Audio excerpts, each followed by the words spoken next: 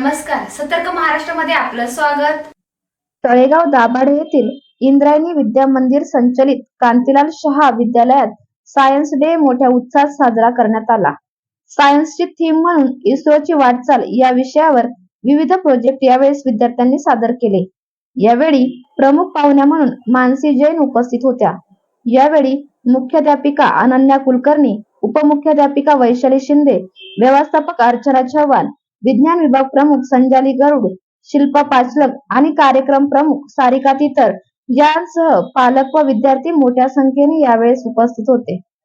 वैज्ञानिक दृष्टिकोन कसा निर्माण होईल आज आपण पाहत आहोत। इस्रो जर्नी किती वर्षापासून मुलांना स्पेस नॉलेज मिळण्यासाठी ही जर्नी आम्ही आज शाळेमध्ये नियोजन का करत आहोत। तर सर्व विद्यार्थ्यांनी प्रत्येक विद्यार्थ्यांनी एक प्रोजेक्ट बनवला आहे, ज्याच्यातून Mars mission, Chandrayaan 1, Chandrayaan 2, Chandrayaan 3, Aditya mission या सर्वांचं लॉन्चिंग कसं करायचं आहे ते शिकले आहेत। आणि या लॉन्चिंग मधून त्यांना एकच वैज्ञानिक दृष्टिकोन निर्माण होतो आणि त्या वैज्ञानिक दृष्टिकोनातून त्यांना आज सायन्सची आणि स्पेस सायन्सची आवड निर्माण होते।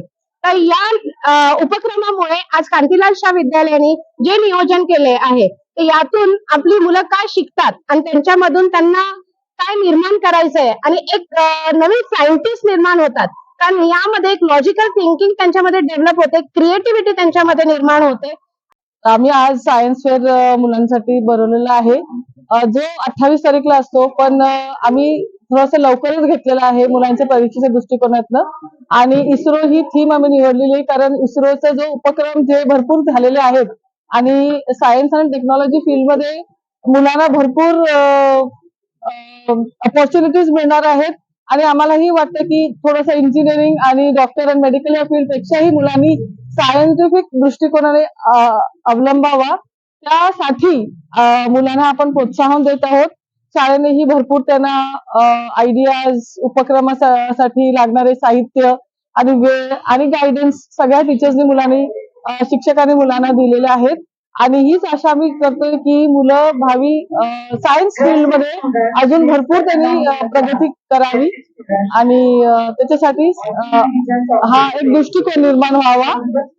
करणारेही मुलं आहेत, बघणारेही आहेत, जी पुढच्या वर्षी नक्कीच प्रयत्न करतील आणि यशस्वी सायन्स आणि टेक्नॉलॉजी फील्ड मध्ये पुढे जातील। धन्यवाद। My name is Heidi Narute and CH Pradeep Ragate. We are studying in math science. Our project is about Aditya L1 language point 1. So basically, the spacecraft was launched on September 2, 2023. Aditya L1 was named because in Sanskrit Aditya means sun and L1 means the language point 1. So my friend Pradeep will tell you more about the language point. Language point is a position in the space where all the objects can set their trends to stable. At language point, the gravitational force of two large masses are basically equal the centrifugal force required for the small objects to move with them. Aditya L1 is situated 1.5 million kilometers away from the Earth, and the Sun can be monitored 24 hours per second by the language point. So this was the language point of Aditya L1. Thank you. The main objective of this mission was to study the sun's chromosphere and the corona. Thank you. कृपया आपण माझ्या channel व पोर्टलला subscribe करा आणि bell आयकॉनचे button दाबायला विसरू नका।